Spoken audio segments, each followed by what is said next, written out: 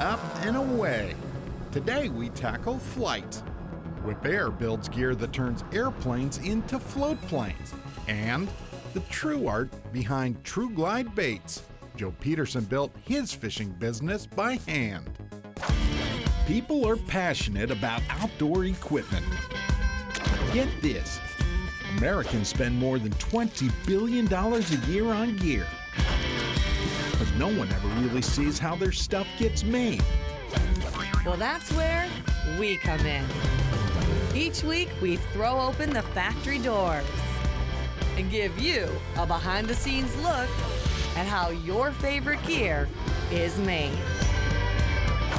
Made for the outdoors.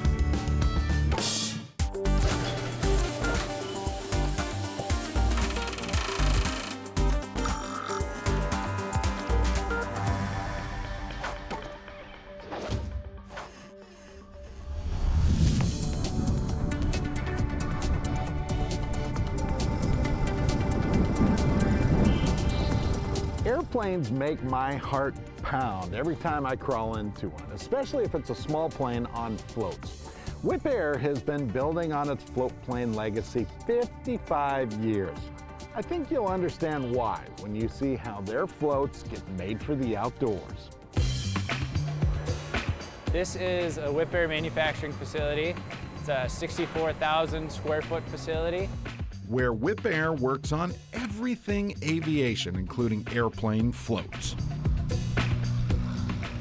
Most airplanes take off and land on runways using wheels.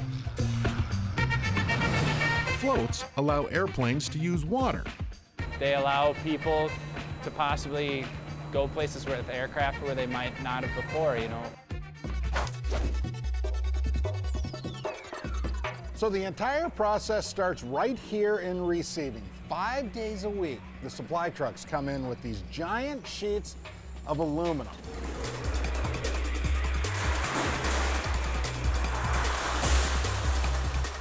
The sheets end up here in this laser robot thing. This is our pulsar laser. That highly concentrated beam of light cuts hundreds of aluminum parts for floats. Once the computer program completes the cuts, the sheets roll back out and David puts, well, the hammer down.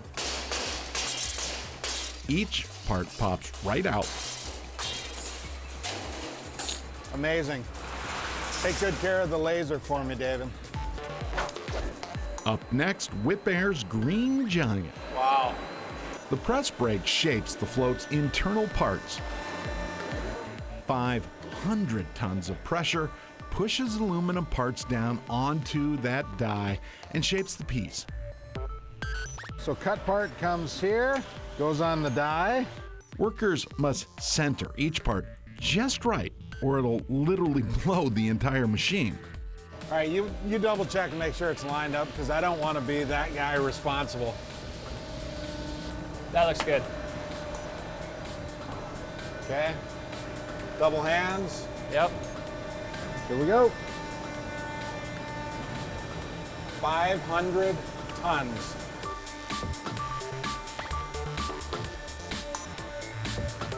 Boom, look at that.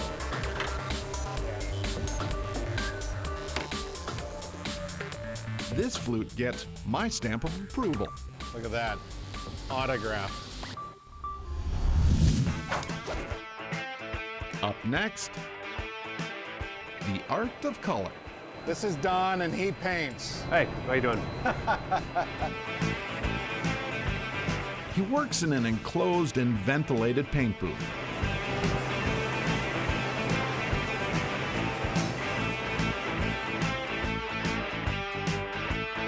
The end result, this, a painted part, but it's not for looks. This is actually corrosion-resistant paint. Underneath there's a corrosion-resistant film. It's meant to protect these things against water. Okay, with the paint on and the parts complete, it's time to take a test of sorts. I'm guessing people in here don't like when you start walking towards them with the part and your red pen. That is true. They usually have some comment before I even get there. Right. Oh no, here comes Rico. That's exactly right. Rico Young checks parts for very tight tolerances.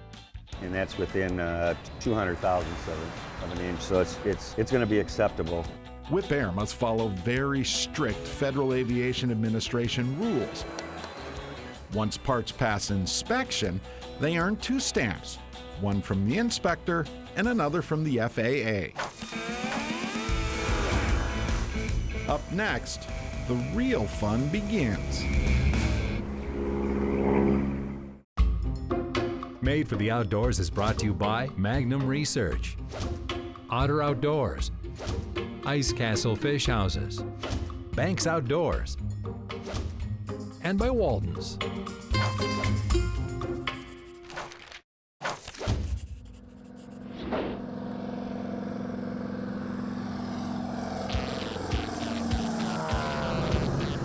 Float planes take us up and away. Wipaire produces airplane floats in South St. Paul, Minnesota.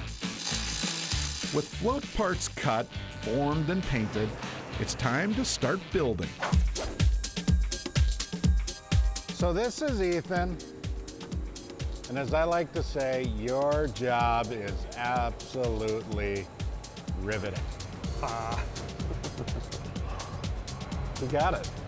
Ethan Ventrone rivets parts together. He rolls on the sticky stuff, then preps parts for rivets. Rivets are in, now we go set the squeezer and squeeze away.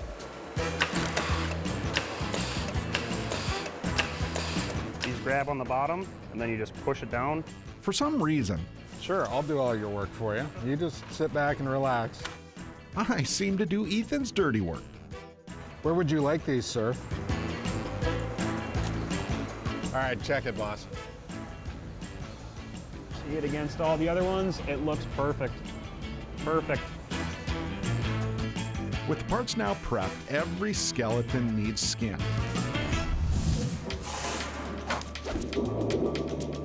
Well, that's the coolest sounding thing in here so far.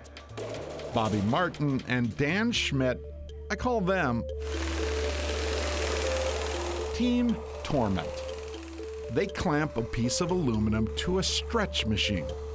We are just gonna kind of just start pulling one end first. Watch this. Looking good. This eventually becomes the bottom skin of the float. Finally, it's time for parts to become one. So this is the final piece of the puzzle where all the parts become one. And then here, you better have these things. Yes. Albert Olivares. How you doing? How you doing, Bill? Pleasure to meet you. You're in charge. What's going on in here? This is where we build the floats. Albert and Nick Nahava first build the skeleton, then add the outer skin and drop in rivets. Ready? Yep.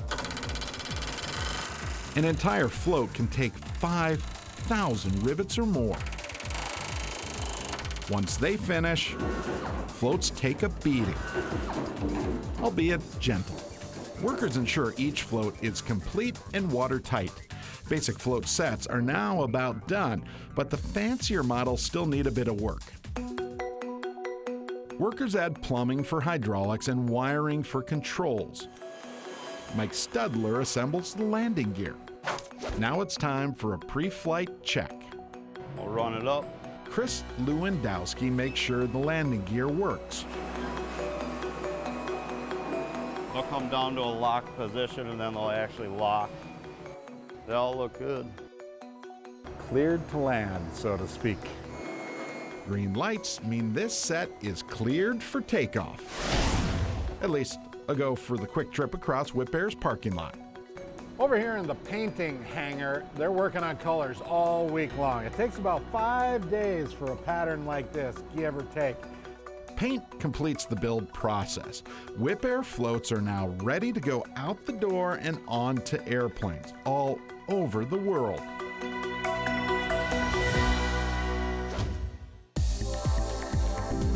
So there you go. Wipaire floats turn airplanes into all-terrain planes on land and on water.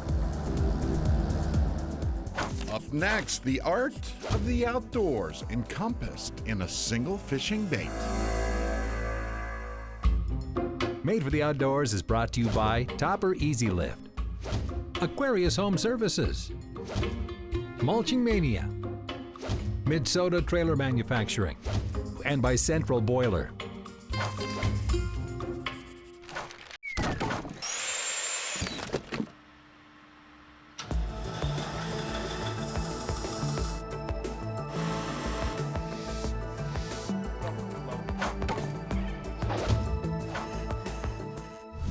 Musky anglers are a funny bunch, trust me.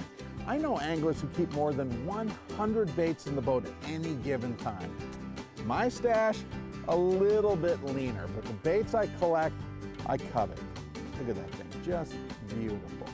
One of the hottest brands these days is called TRUEGlide. The baits are essentially art, especially when you see how they get made for the outdoors.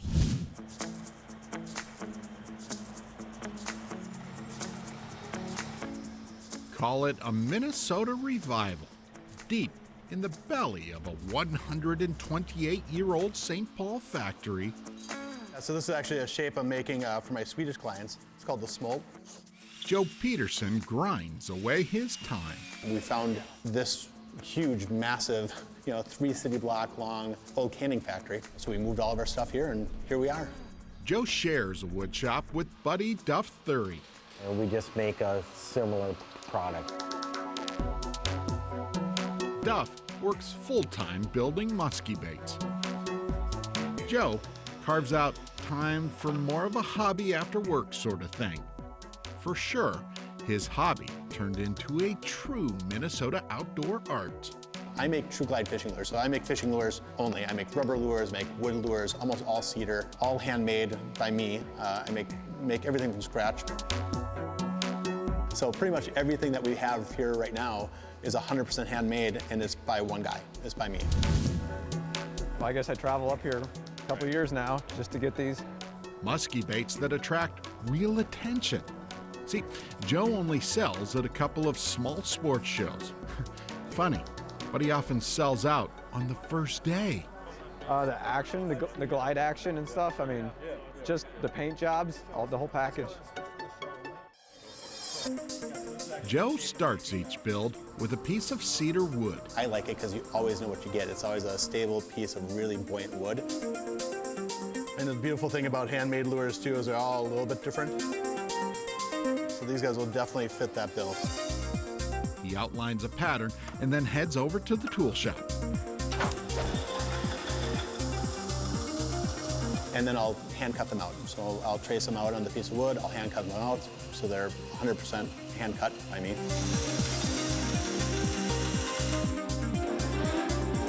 Then I'll profile sand them. I do things a little bit old school. I don't use routers at all. Everything that I do is hand profiled on a fence sander. I feel like the gets these really organic curves. It is here that an old woodworking cliche applies.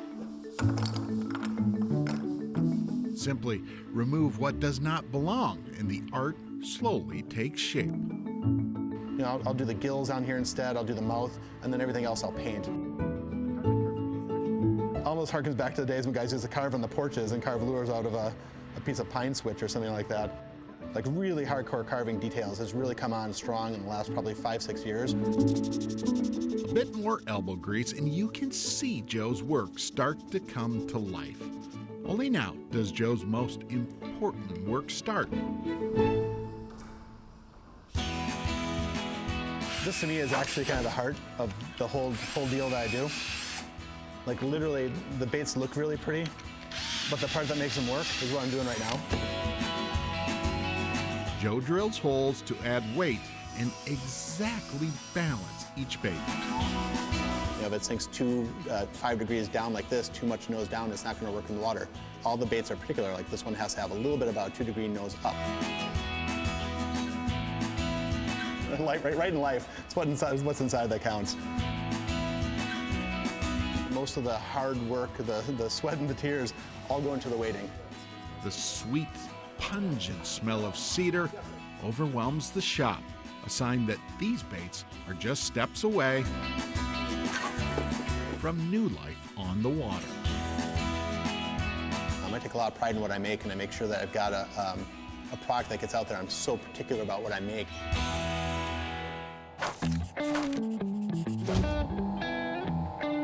Up next, TRUEGlide's delicate balancing act. And the art of colors as TRUEGlide baits come to life. Made for the Outdoors is brought to you by Appledorn's Resort. Select Minnesota GMC dealers. Powers Machining Incorporated. And by Minnesota Horse and Hunt Club. Hey there, I'm Bill Shirk. And I'm Lindsay Hayes. If you're a fan of Made for the Outdoors and want to know more about upcoming episodes, be sure to like us on Facebook. And also follow us on Instagram for cool behind-the-scenes looks at what we're working on. And you know what? If you've got an idea for a show, be sure to drop us a note.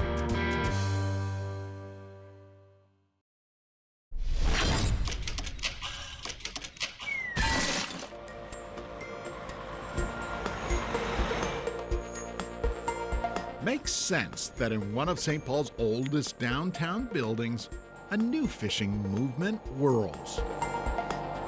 I don't think we look at it as a competitive thing. We do the same thing, but it's not competitive.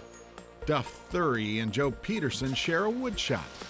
Two different fishing bait businesses, one goal: create colorful trickery to lure in freshwater fishing's fiercest predator.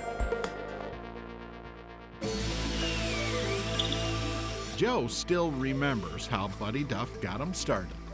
And so I came to the shop, which is the precursor to this one, and I started making lures. I made my first lures in the shop. About 2 months later, guys were asking me to buy them. That was 18 years ago. Now, anglers and collectors covet Joe's one-of-a-kind creations. It's real inviting to see one of his baits. It says, "Pick me up." And so you pick it up and you look at it, hold it, you turn it, and you go, there's a lot of work that went into this. Crazy to think that a one-time professional skateboarder could find a creative outlet. After cutting, sanding, and carving, Joe gets to what he calls the most important part of the bait building process. And to me, the art all comes in the motion. And so the way the lure works, it's got to work the way I want it to, but in the water, when you see them in the water, that's where you really get to see the artwork. Exactly why Joe adds weight individually to each bait he builds. Yeah. He balances them just right. It's pretty cool, isn't it? Yeah. And if I was going to say a wood bait like this, start to finish, be probably about a week for me to make in general. The last step is a humdinger. Can shaker, spray job. So I'll put on epoxy, I'll paint some different colors there, put on a couple more coats, paint again, more coats, paint again. And so if you see my lures up close, there's definitely a dimensional feeling to them. They look 3D because I've painted through the layers of epoxy. For me, it's kind of my signature, it's what I like. The end result, stunning. So I might make on a really good year, maybe 500 on a really good year. On average, just a couple hundred lures, I don't make a whole lot. For me, this is my way of expressing myself, right? And yeah, I say there are too. That's why anglers and collectors buy out TRUEGlide baits at almost every sports show. I'll say, oh, send me a picture of the biggest fish you catch on, and they'll say, oh no, that's going on the wall. And like a little piece of me dies every time they say that. I think they're more artistic when they have big scratches from a muskie or a pike on them, of course. But yeah, it is kind of cool that people collect them as art. Joe collects in his own way. Got a little bit of everything. So this guy here, this is Kit, Night Rider. This is the alias. So I actually have my own beads made for me that have a hole that allows you to use thick wire and still rattle on the thick wire. Okay, I'm a nerd. No, he's actually an angler at his core. Good luck, guys. Which is why he tries to fish a lot. And guess what? He always fishes his own stuff. And this one is Adele. Adele's caught a lot of fish for me. This is actually Adele 2, because Adele 1 met a untimely death against a rock wall in Canada. It's unbelievable. Love it. An angler who plays the game by his own rules. Hello. And just loves the game. Oh, come on, dude. This is my spot. I was here first. You cut me off. Okay, you get out of here. And one of the nice things and the annoying things about muskie fishing is you have a lot of time to think, you know? And for me, I'm thinking about lures, I'm thinking about like, okay, that fish followed this time. What can I make next time to make that fish bite? That's how I keep things going. So there you go, TRUEGlide baits, works of art on the wall and in the water. We'll see you next week.